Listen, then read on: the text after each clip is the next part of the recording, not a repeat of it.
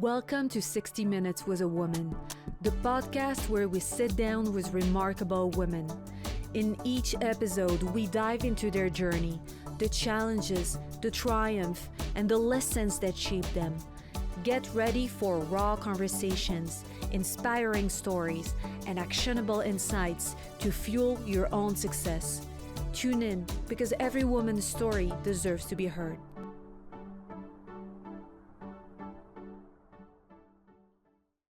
Hi, Sheryl. Thank you for being here with us today. I'm going to start by introducing you. You are a transformational coach, and you help women break from the cycle of powerlessness. You use subconscious reprogramming and help them move beyond survival pattern and victim mentality.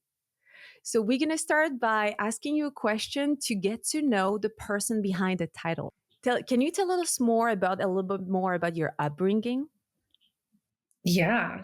Thank you so much for having me here. I'm so excited to be able to just dive into all this stuff. And just diving right into the upbringing. I was actually born in Hawaii, and I moved to Washington State. My parents had divorced when I was young. So when I moved to Washington State, I ended up living over there with my dad. And I'm the oldest sibling of the bunch of us. So I moved to Washington when I was 8, and I am currently living in Idaho. A beautiful state. Yeah, it's so beautiful. I love it here. I love Washington too, though I miss all the trees over there. It's a beautiful state too. I Yeah, love it as so well. pretty.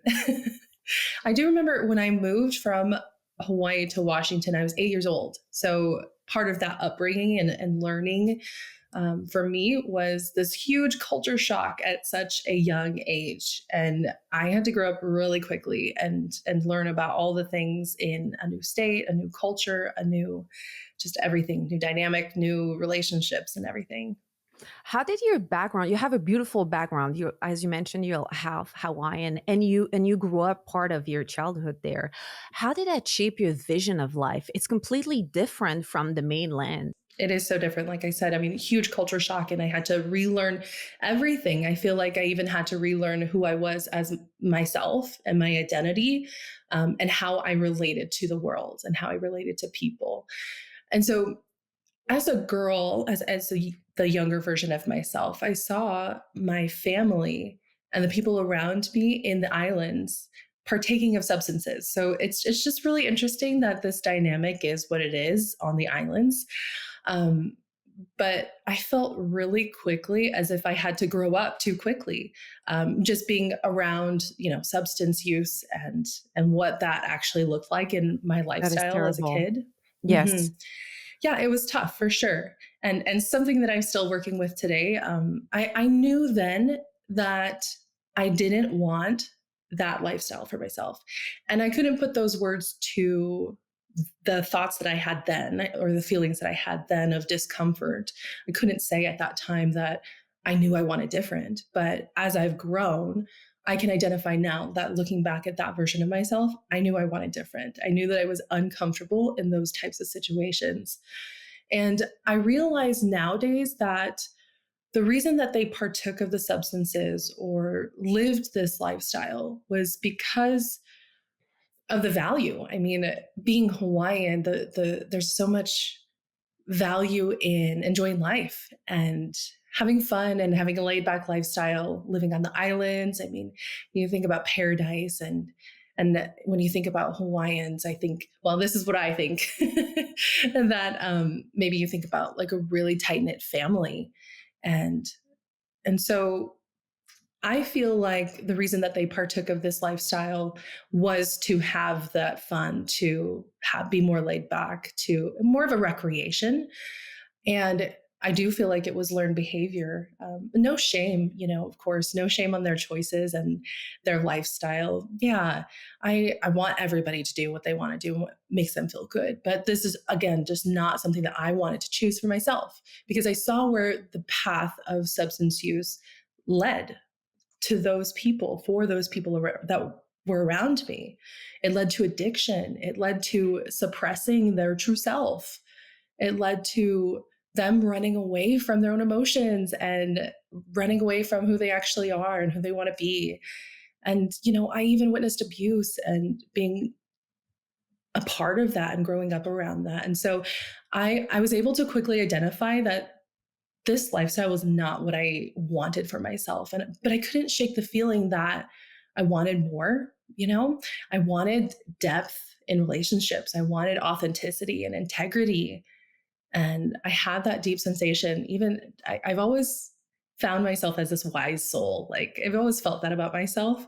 That's been a reflection that people have said to me as well. I can say that it's an energy that you have as well. It's an aura that I can see around you. You're an old soul. And again, like I didn't understand what that meant back then as a child. I didn't understand what that feeling was. Um, but I did want more out of life. I did want true authentic relationships. And I wanted to grow and I wanted to like make money and I wanted to um, be fit and have a healthy lifestyle. Um, and so I still have this value of wanting to have fun and live a laid back lifestyle um, and enjoy life. I think that I just had evolved this ideal into something different. Yes, I can absolutely understand what you mean. And, it's, I think, the same for a lot of indigenous tribes in general, or people who have indigenous identity, is just such a major clash with the modern world, that sometimes we are lost between who we really are, as much as trauma can be transferred through DNA. There is also this understanding of life, the good get transferred through the DNA as well.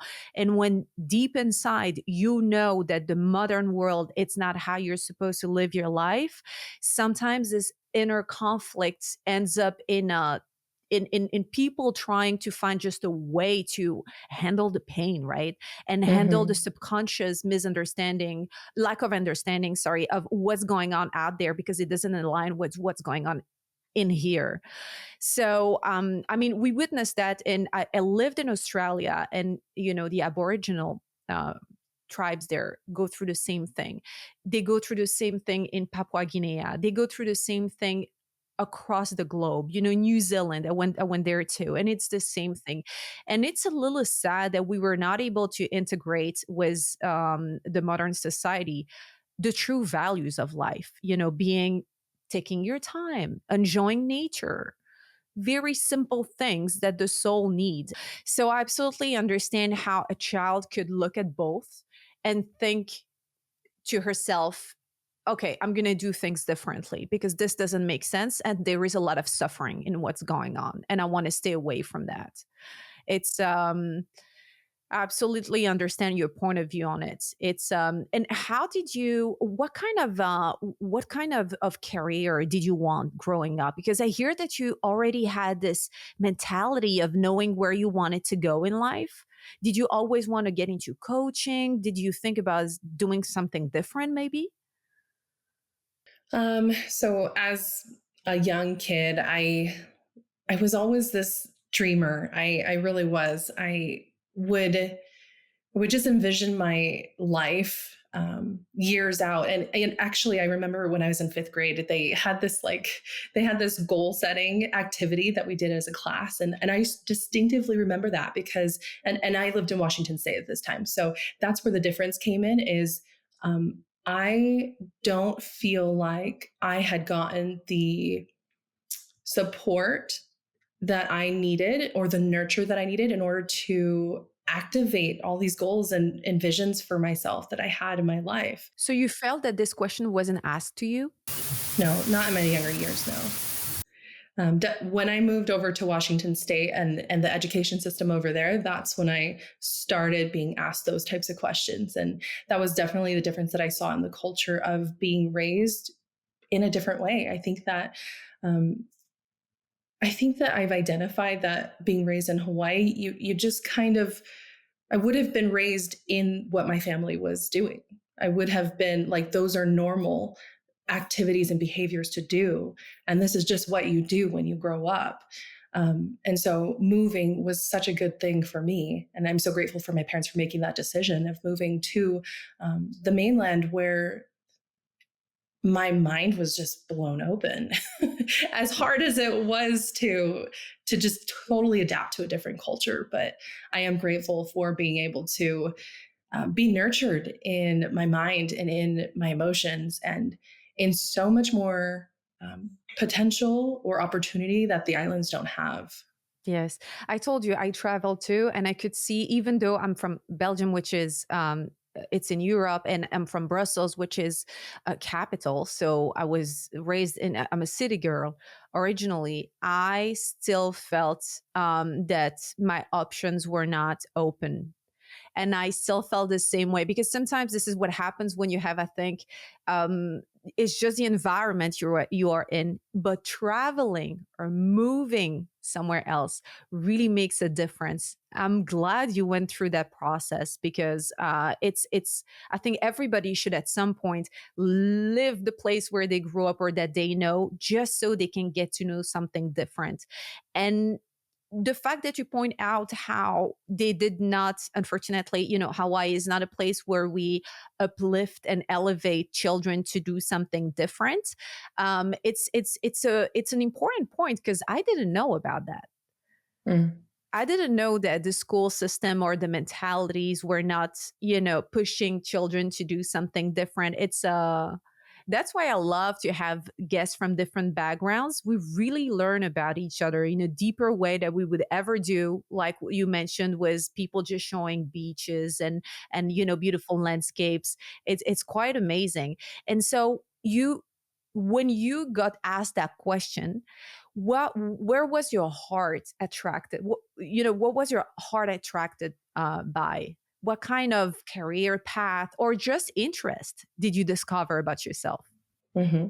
Yeah. When I was asked that question, I mean, I really feel like that was a pivotal point in my life, because there, I was able to think, okay, well, what's 5 years from now? If I'm being asked the question, where's your life going to be 5 years from now? What do you want to do after high school? I'm like, I'm an elementary kid. I don't know what I want to do.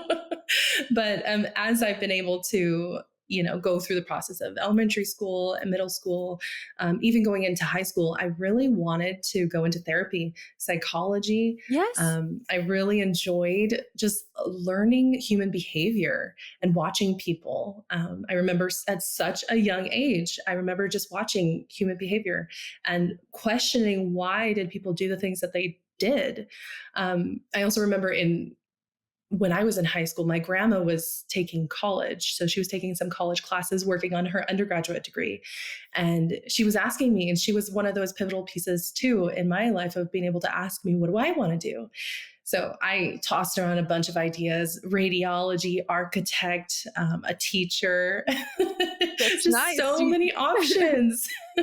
You dreamt big. I love it. Yeah, yeah, for sure. I loved math. I was really good at math. I still am really good at numbers and problem solving. And so I think those skills have very much applied to what I'm doing today. I am in school right now taking some classes to finish my undergrad degree, and I'm focusing on business, and I'm focusing on psychology and philosophy classes. And everything that I'm doing there is going to contribute, to what I'm doing with coaching. And was there a moment where you really realized that what you were taught and what you really wanted for yourself didn't match? Beside the fact that you went, to school, and then you realized, was there a moment where you really realized that your personality was completely different from what you were taught? For sure. I felt like that was my entire upbringing. I Okay. You, I you feel really like felt it I'm inside. always Yeah. yeah, I felt like I was always different. I would even use the term black sheep for so long, because that's how I felt in school. I didn't feel like I fit in at school or belonged around these people who were different color than me, the different body shape, they spoke differently. I mean, their vocabulary was different than mine, and like, I just always felt like that, when no matter what room I found myself in, whether it be with my family or friends. um, I truly did feel like that. Even later in my adult years in religion, and yeah, I really did feel like that. It's been a long process for me to come to understanding that that I get to find my own sense of belonging outside of being accepted, accepted by external groups and stuff. I love the fact that instead of withdrawing from society and creating space and distance between you and people in general because you didn't feel the sense of belonging, you went ahead and studied the behavior, human behavior, and wanted to learn more about people rather than staying away from them. This is completely opposite to what I would say 99% of the population will do. It's Where does that come from? Is it a genuine love for humans? Is it something that is spiritually attractive to you, or is it just because you wanted to understand your environment? Yeah, I think I wanted to understand myself and I wanted to understand where I fit in within my environment. And I've always, like I said, I always felt this feeling of I don't belong or I don't fit in.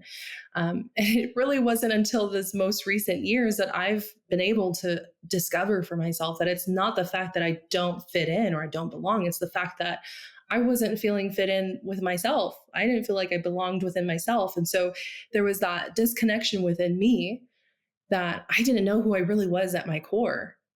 And that's been the guiding force to truly everything that I've studied, learned, the different behaviors I've tried or adapted. Me coming back to me and me aligning with me first helps me to then feel like I can fit in with other people.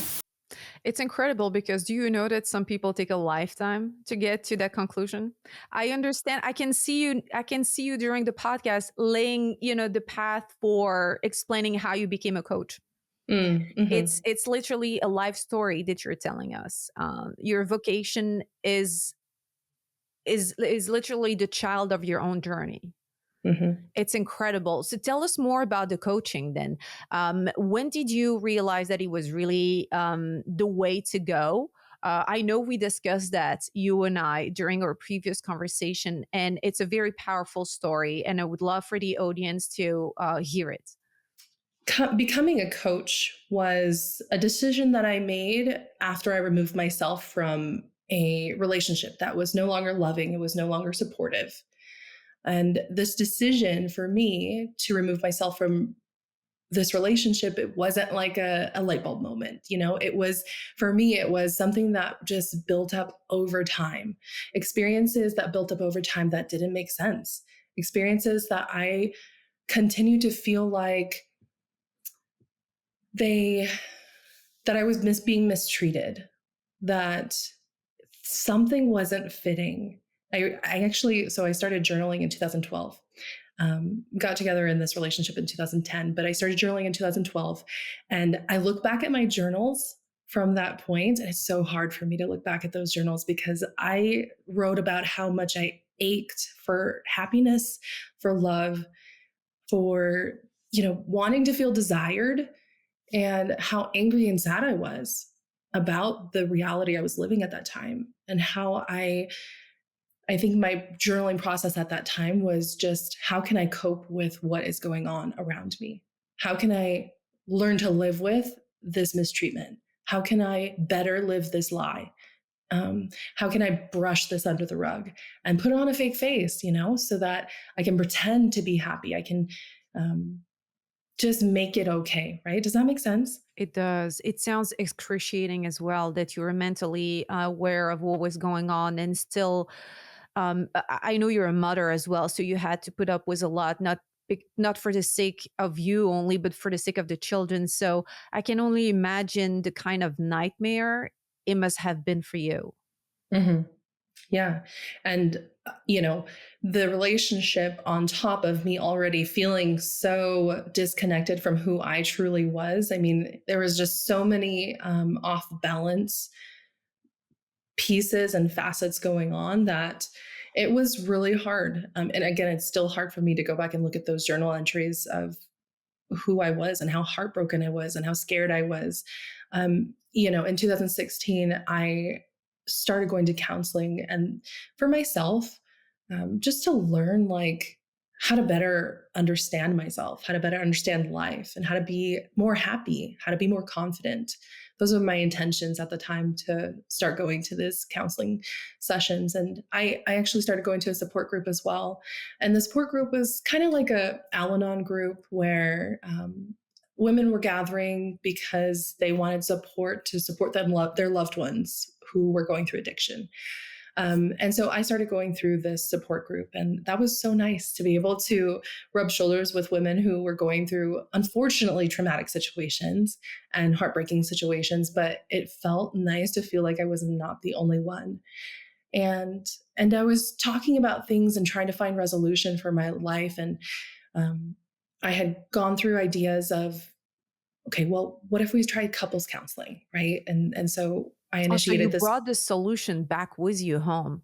So you still had hope. That's beautiful. Mhm. Yeah, I did. I had a lot of hope. I was working endlessly, to try to see change in our relationship, in our lives, in the dynamic that we had. And I, offered this suggestion of couples counseling, and I ended up going to couples counseling by myself. And That's yeah. all you can do. It's true. That's all you can do. You can try, you can offer, but some people are not ready sometimes. And that's the actual truth in any relationship. You have to both be ready to make it work. Exactly. Yeah. And at the end of 2016, I remember like this point within me that so much has built up and things weren't changing. And I offered an ultimatum. I said, I need things to change or I need a divorce. And of course, there were promises of getting better and doing different things, but there was no change in reality. And so this really started my transformation in my own personal self and started the process of me wanting to become a coach eventually.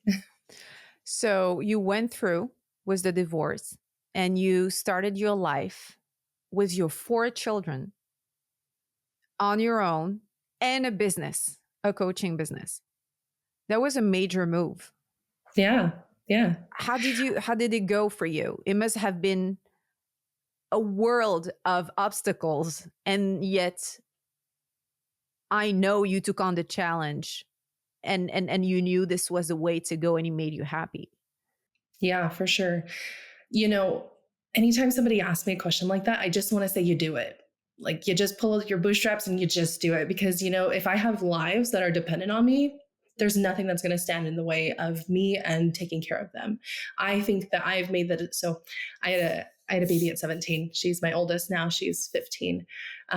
And I made a decision when I was Oh my 17 god, you years look so old. young. It's unbelievable that you have a 15-year old. Okay. Yeah, I know. It still blows my mind.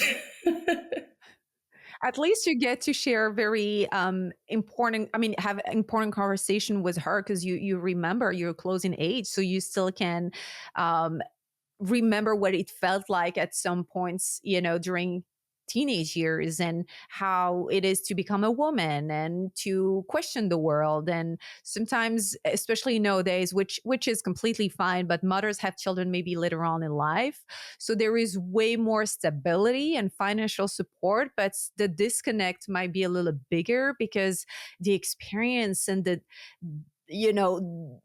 age gap is just too big at this point sometimes. Mhm. Yeah, I mean, she is 15, she's a teenager, so we'll see how much she's actually listening to me at this point, but My mother used to say, if you take 50%, I'm fine with that. yeah. Yeah, but back to what I was saying, I feel like when I was 17, I knew the challenge that I was in. I didn't know the degree of the challenge that I was in having a baby at 17. I mean, when you're a teenager, I think that maybe everybody thinks you kind of know everything. So I felt like I could have, a handle on what I was going through. But I knew that I made this decision that I will do whatever it takes to make whatever decision that is best for her. So I've taken that throughout my entire 15 years of parenting at this point, that anything that I go through, I'm going to make the best decision, even if I don't like it, even if it doesn't feel good for me. I am going to make the best decision for my children because you just do it. Like that's all that it comes back to. And so, um, in 2018, now, having a little bit of time after the divorce or after the separation, I was listening to podcasts, I was reading self-help books, I was Googling, how to change my mind about things, how to feel happy, confident, what's my life purpose, stuff like that. I ended up hiring my first coach and mentor, and she helped me so much in just 3 months. I was just blown away at how much change, support, how much mindset stretching, I guess, I was able Yes. to do with just 3 months of coaching with her. And I even compared that to, 2.5 years of therapy and feeling like I excelled so much more in just the 3 months of coaching. I, I still stand to this day, therapy has its place, coaching has its place. Know which one is best for you at what point in your life you're in. Um, but it did blow my mind that I was able to find so much growth in just 3 months of coaching. And I did also have a friend who was becoming a health coach. And so she practiced a lot on me, all the things that she was learning. And so I really did have support during that time of separation and figuring out who I was as a parent, no longer in a relationship, but still having the trauma of the Hmm. relationship and learning how to stand on my own 2 feet again. Um, I don't even know if again is the right word, because I was 17 when I had babies, so I never really stood on my own 2 feet by myself in adulthood. And so it was just figuring it all out. It's a pretty major move to have a child that young. So I can tell you that you're standing the whole time.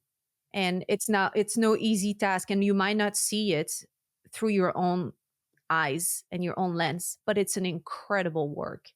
And you deserve all the cheering in the world for that. Being a parent is one of the most difficult tasks there is out there because you're raising a human being who is fully dependent of you. There is a lot going on, and mother's guilt is something that is very strong in a woman's, mind and brain when having a child. So going through all of that at your age while you're still figuring out yourself, who you are, who you want it to be, it's no easy task. Shout out to you for that, really. It's Mm-hmm. incredible. Yeah, thank you. Sheryl, you talked about going through with the divorce, and I meant to ask you, how do you model self-resilience and trust with your children, especially knowing the difficult situation you went through? Yeah, I love this question so much. So I think of resilience. Sorry, I think of strength when I think of resilience. And I know that I used to want to be strong, and I used to want to be determined, and I used to want to be resilient. And I've experienced plenty of hardship in my life, things that we haven't even discussed at this point. But what I've discovered is that the story that I have going on in my mind when I think of wanting to be strong is overcoming something, is overcoming a difficulty or an obstacle or a challenge. And being strong for me feels like force. It feels like I'm pushing something that is not natural. And that's what resilience feels for me too. And so I am going to break up this question a little bit just because I feel like the resilience part and the self trust part are two very big things that I really want to give time to explaining both. Um, but when I think of resilience, I think of overcoming, having to be strong and push and force through something and having overcome that difficulty or challenge or obstacle. And so then I start thinking about this term victim, a person, who is harmed or injured by someone or something, and even the term survivor. And I've never identified with either of these terms because even though I have gone through hardship, I don't feel like I was ever a victim. Um, Even though I was a victim of unfortunate events and circumstances, I never felt like a victim or identified with me being a victim myself. And I even have never really fully identified with that survivor term. The survivor feels, again, the resilience of I've overcome something really hard. And it's almost like you earn those terms. You earn the label of being a victim, or you earn the label of being a survivor. And I didn't want to own that as my badge of honor. Um, I have come to a point where, for me, being strong and resilient felt like a reactive response to something that had happened in my life. And again, like I had said, I really wanted more for my life and I wanted more for my children than just to react. And so it's only been the last few years that I've decided this, that I don't want my story to be rooted on these labels and in these terms. And I've been working on being more aligned to something different. So just because something happened to me, that doesn't mean it defines me. It doesn't mean it defines my mindset. And it doesn't mean that it defines who I am as an individual, or the decisions that I make for the rest of my life, who I am as a parent. So these days, I tend to not want to be strong or resilient. And I've traded that in for the desire to be embodied. And so embodied for me means that I desire to know who I am so deeply and create my life externally and in my environment externally, and be a mother externally based on that deep knowing within myself. And so this is a creation response versus that reactive response. And I'm all about frequency. I'm all about energy and vibration. And so the law of attraction says that like attracts like. And the energy of being a victim and a survivor, and the energy, the frequency of being strong and resilient, just feels exhausting for me. That forceful pushing, it feels tiring. It feels as if I'm like being on guard. If I'm preparing for something, I'm ready to fight, or I'm on edge.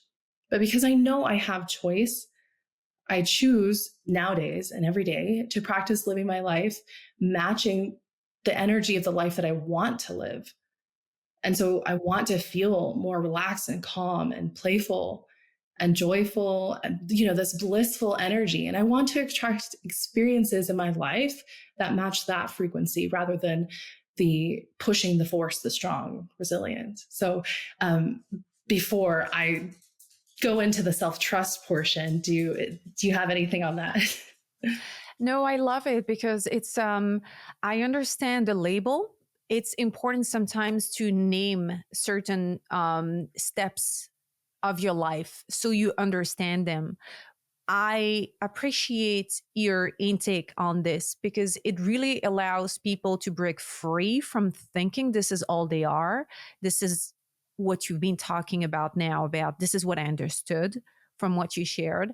And as you mentioned with frequencies, what you just mentioned is an energy that I received and never even thought about receiving before. For me, a survivor is a survivor, and resilience is what gets you going through trauma. I've never even thought about, perceiving those two situation in the way you just mentioned it. So for that, thank you. Yeah, I think it's a conversation that's not really talked about all the time, because we see these strong, independent women, boss babe. There's something to be said about being strong, which is great. Be strong, be independent. I still identify in some ways as being that, but that's not how I live my life. That's not who I identify as. Yes. And self trust. For me, resilience and self trust went hand in hand together, hence my question. But you're telling me that they are two different things? I just feel like I have a lot to say about both, that I really, really wanted to separate the two. Self-trust for me has been a practice of understanding who I am at my core. So yeah, similar to the resilience, not feeling like I identified with the resilience. Well, what do I identify with then? Who do I identify as being? And learning to trust anyone in your life comes with a process. I mean, I don't think this is a conversation we're necessarily always taught about how to trust other people. And I think that it's also less often taught about how to trust yourself. Yes. But like trusting other people, you kind of just have to learn the process of who you are and what safety means within yourself. And can you trust yourself? We put up this or our survival response will really get activated if we don't feel like we trust ourselves. That's why our survival response kicks in, because then we feel like we're not safe. And safety and trust go hand in Because hand we're for sure. consciously not okay with ourselves, and our subconscious comes back with the survival pattern we talked about. Yes. Mhm, mhm. Yeah, exactly. And so practicing listening to my intuition, practicing listening to the truth within myself has been the process of self trust.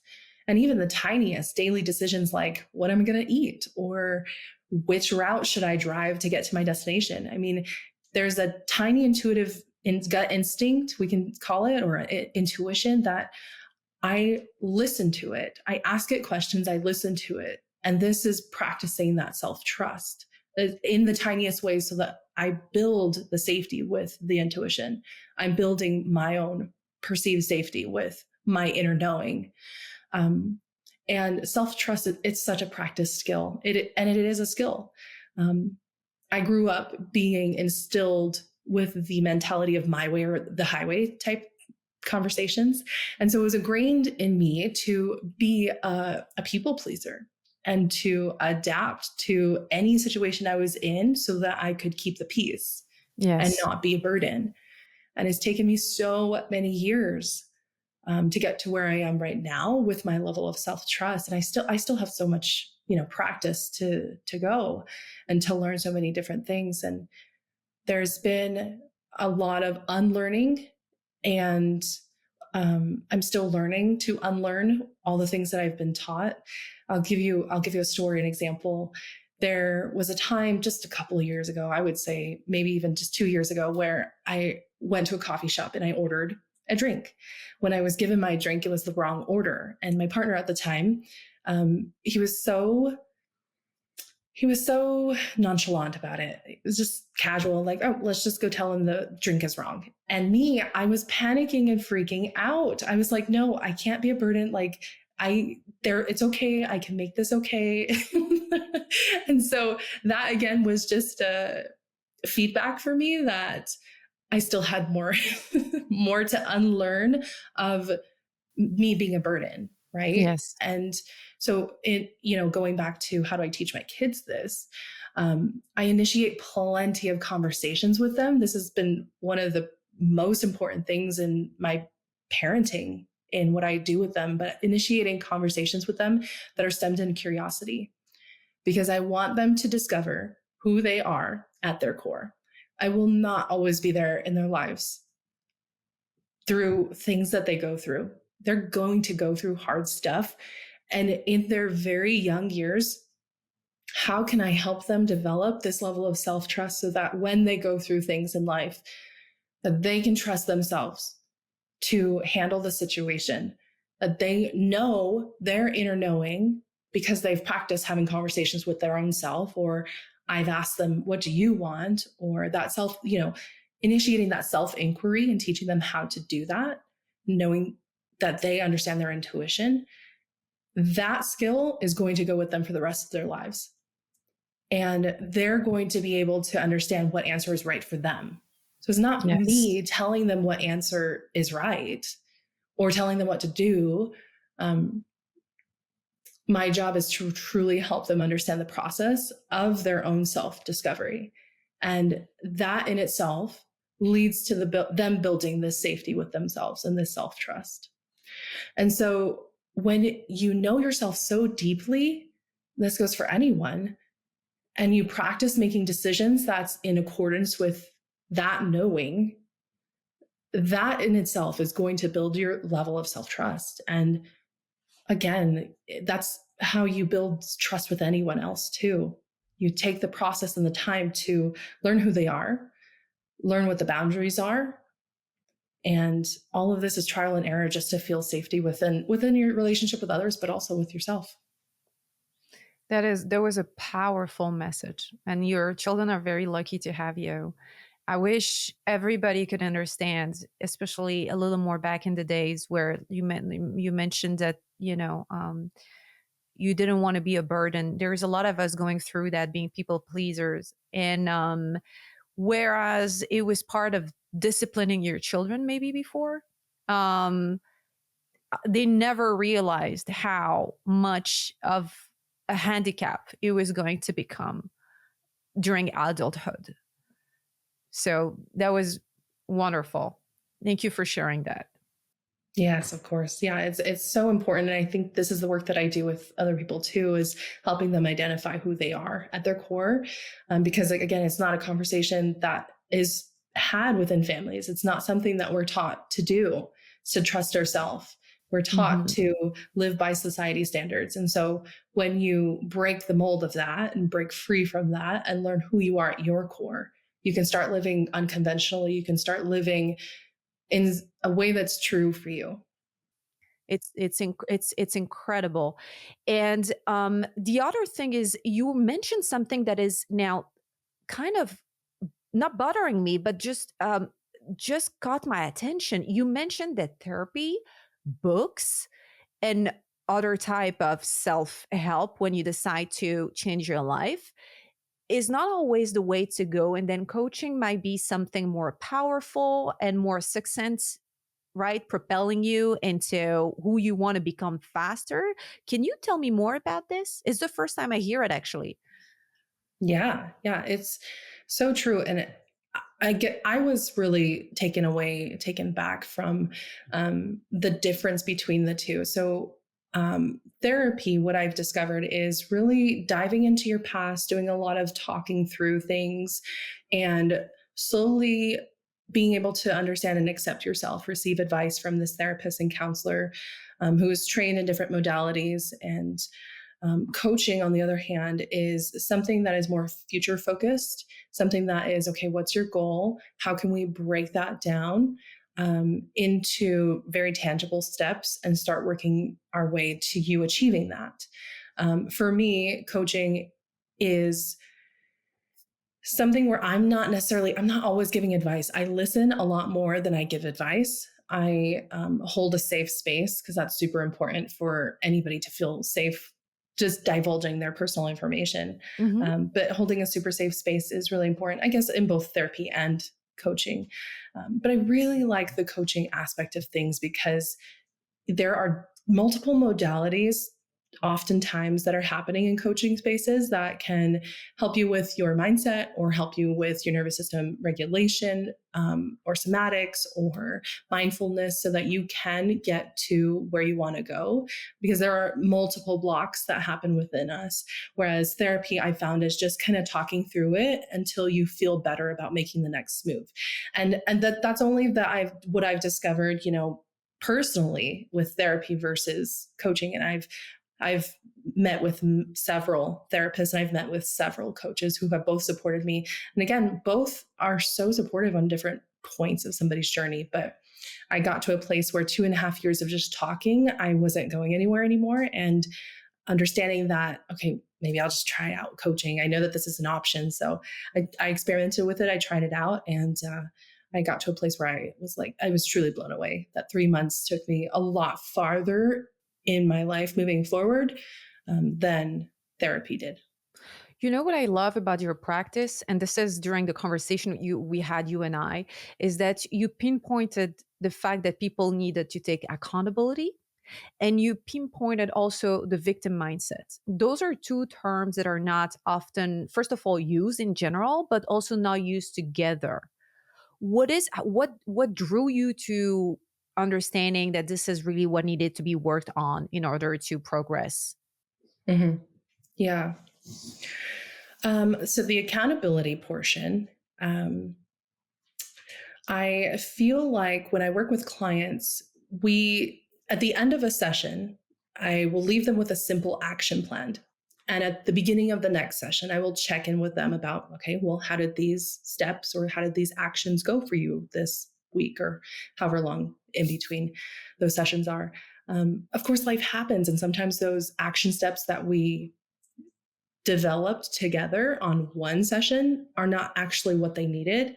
Sometimes they are the exact answer that they needed, but reassessing along the way and helping keep somebody accountable is so important, because you don't just want to build any kind of life, right? Like, there are multiple avenues to reaching fitness goals, or there's multiple ways of reaching business goals.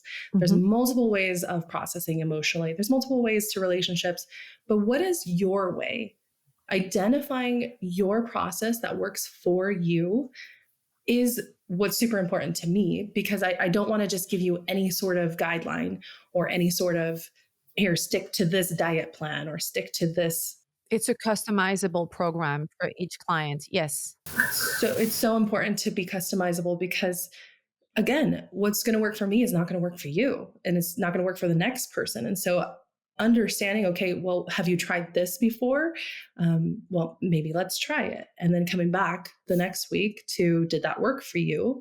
And this is part of accountability, helping somebody reach their goals and checking in. Well, why did it not work for you? Is it not the right answer completely? Or is there like an inner critic block, self-sabotage? Is mindset? Is it, the nervous system that's coming up that is maybe telling you you're not good enough, or all the things?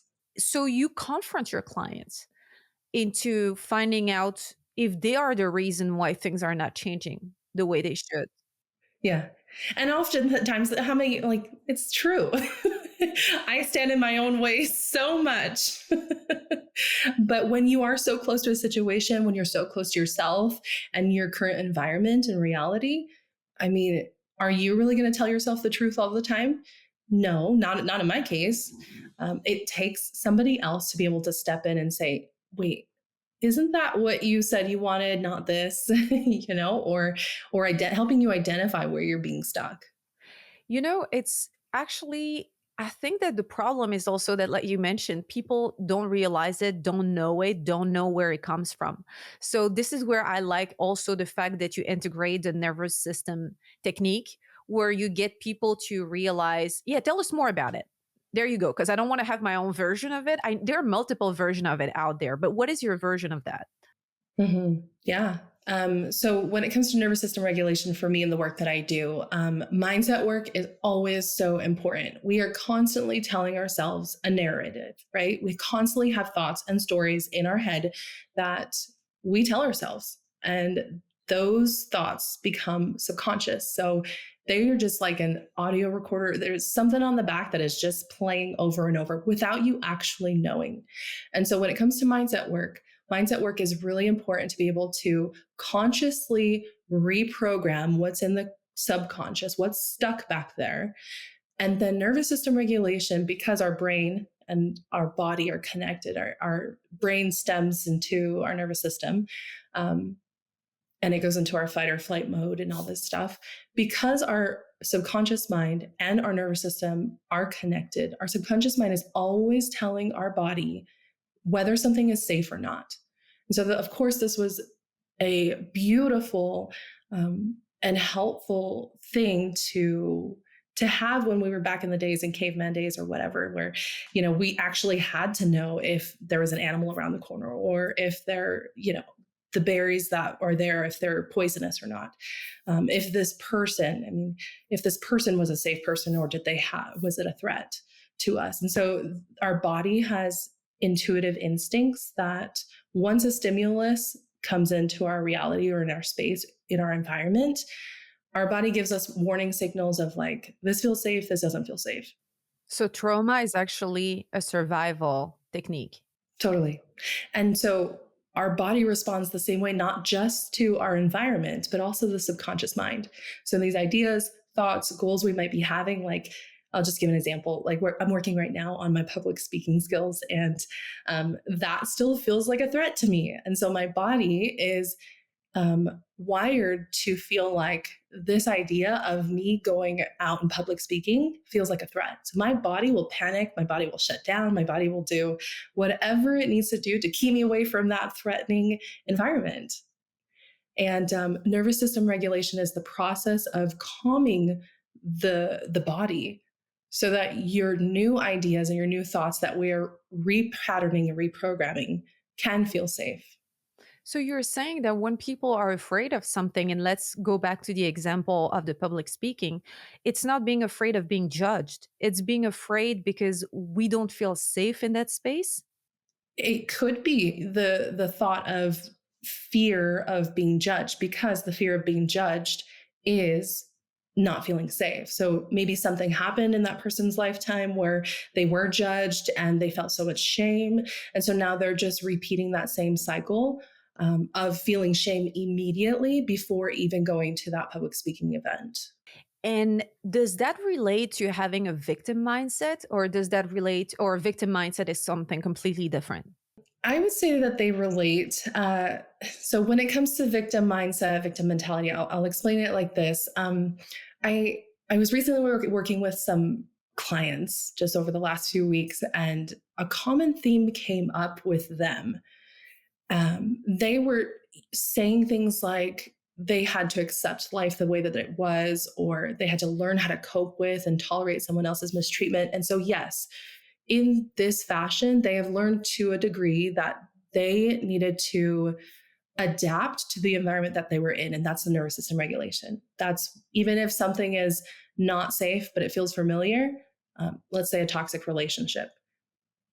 If it feels safe because it's familiar, we're going to keep continuing that same pattern in our lives. Because this is what we know. Totally, exactly. And then so when victim mentality comes in is where you feel like you can't move forward because of that situation. You're a victim of when you feel like you're a victim of the circumstances. I've heard people say they can't change because of what happened to them, or that things never work out because no matter how hard they try, it always ends up the same way. And I am not minimizing at all the hard things that people go through. I'm not condoning at all wrongdoings of other people, because that's all valid, all true. Life does happen. People make decisions that do unfortunately harm and affect us. What I'm saying is that no one in this world is exempt from hardship. And the way that you relate to that hardship, that situation, circumstance, could either stay stuck in this victim mentality of something happened to me, I can't change because of this person, etc. Or you can feel like you have the power and the capability to overcome what is in front of you and move forward with it. Not to move away from it, because that's a part of your story, but to move forward with knowing that this experience happened in your life. It did happen. It wasn't your fault. But you don't have to condemn yourself based on what you went through and what you're afraid of becoming, because it sounds sometimes unobtainable. I think that we all at some point went through that process. And to a certain extent, some have succeeded, um, into in a certain way, some have not been defeated but have accepted the situation. When is it the time for you to say, accepting the situation, this is survival, and wanting more is what I deserve? When is for you the time to realize that situation?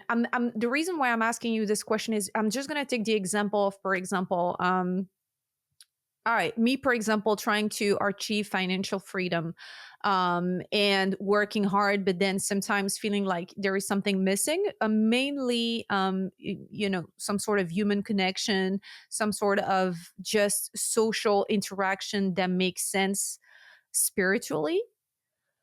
And then feeling like, but I have to do this, because if I want to climb the social ladder and not be this lower middle class anymore, I've got to push through. So you stay a little bit where you are, but you feel a victim of that situation. Now I'm out of this, but I used to be that way. And I used to hate the world for it. And I used to be very pessimistic about pretty much, and cynical and sarcastic and condescending and all the bad thing going on that brings you very negative energy, just because it was helping me go through the things I needed to go through to get there. But I wish somebody could have told me at the time, for example, that this was a victim mentality. If it is it even a victim? I'm going to ask you, was it a victim mentality or was it not? Well, you tell me, did that feel like a victim mentality, to feel disempowered and to feel like you were blaming the world, condescending? You tell me. Or are you calling me out? No. I'm kidding. For me now, because I'm out of it, I think it was a victim mentality. But at the time, I felt that I was strong. Mhm. And I, anyways, didn't have any other option. So, but I would not even have understood that I might have needed help. So this is also why I'm asking you the question: when is the time for somebody to realize that you can do all the things you want to do and not feel as crappy about yourself? What is the moment for you, do you think, that somebody, if you had to advise that to any woman out there or anybody out there, what would be the moment where they could reach out to you? Yeah, it's a beautiful question. There's a few layers here. First of all, I think it's different for everyone. Second, I think that sometimes, so in my case, I know I was just like living on a prayer and living on a hope that, this instinct within me that was saying something has got to be better. Life sucks right now. I have no idea what it could look like, but I want to try to see what it could look like. And so taking that little bit of risk, at that time, it felt like a lot of risk. Um, but taking a leap on hope that something could be different. That was my experience. I'm not certain if everyone feels like I know that now is the time that I need to get help. But if you do feel like you are a victim of your circumstances, or even if you don't know, I mean, it's always okay to ask. There's so many resources out there. There's so much books. There's so many podcasts. There's so many. You could just Google. You could AI everything now. So there really is a lot of feedback that you can get for free, as far as trying to discover for yourself and identify for yourself where you might be in your process. If you feel stuck, and I'll say this about, the experience you were just sharing, if you feel stuck because of all these external reasons, that might be an indicator that you're in victim mentality. And that's okay. There's nothing wrong with there's nothing wrong with any of this. This is all, everybody experiences all these things. It just felt like it was sometimes eating up my soul. Really, it's like if you tell yourself, I don't want to be this person, but then this is all I know right now, this is what keeps me going. So you question it, and it's a fraction of a second, and then it's gone, because you have to keep going with life. You don't really have the privilege of sitting and then questioning, like, why do I feel like this? And it's just, yeah, it's so this is why I was asking you. I didn't realize that there was a help out there at the time. And also, I was raised in an environment where this did not exist. So, being depressed is, what are you depressed about? Keep your mind busy. It's going to go away. For example, wanting more for once again, your mind, rather than the physical, achievement, social achievement. And then they really, depending the culture that you're born into, and your parents, they overcome trauma by just ignoring it sometimes, or like you mentioned, using substance sometimes, or just, and this is the thing, you keep on going. But us millennial, we kind of wonder sometimes if it makes sense, because it feels wrong, but we still have to keep on going. So what's going on? And this is why I didn't know about the help that was available out there. And this is why I love the fact that you shared that you asked for help, because you were able to identify that, because it's not always something that people have the reflex on doing. And this is why I like to ask this question: is how, if somebody is like me out there, or even, have another type of situation where they don't know it's happening to them, or it's available to them, when can they reach out? Well, what I can summarize from what you said is really about, instead of ignoring it, the minute you realize that something is going on, inform yourself and educate yourself. This is what I'm hearing from you. Rather than being emotionally immature, tackle that issue by educating yourself about what it could be. Is that what it is? Yeah. And I think that, if somebody feels stuck, or if somebody, wants to change their body or wants to start a business, like, I feel like it's pretty common practice to go and just Google it or chat GPT it. Like, how do I do this? How do I feel confident? How do I start a business? How do I lose weight? So there's a lot of different things that people are already doing on their own journey of transformation. Transformation meaning shifting from one state to another. And so, whenever you're on your transformation journey, whether you're at the beginning and you don't even know where to start, like there are those resources of Google. Google's going to bring up so many different options of what to do, how to do it. It's the point where you want to decide for yourself, well, what's the right step for you? Because like we talked about before, I mean, this is all customizable. I don't ever want to give somebody a diet plan because that may or may not work for them. I mean, you need to know who you are, what you want in your life, and where you're going, and then set up the very unique steps for yourself to be able to get there.